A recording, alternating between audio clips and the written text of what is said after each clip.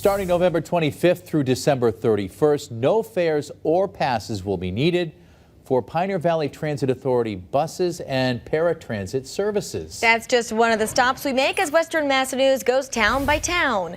The free bus rides are thanks in part to a grant awarded by the Massachusetts Department of Transportation.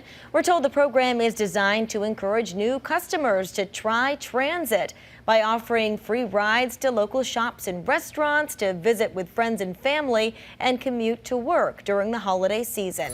Over to Westfield now. The police department is celebrating No Shave November. We're told this year Westfield officers are raising money for the families of two fallen officers, Dustin DeMonte and Alex Hamsey of the Bristol, Connecticut Police Department.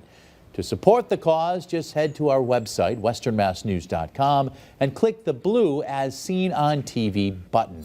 Now to a winter art display in Northampton beginning November 1st and concluding in January of 2023. The William Bazick Fine Arts Center will be hosting a winter exhibition showcasing the work of more than 24 artists.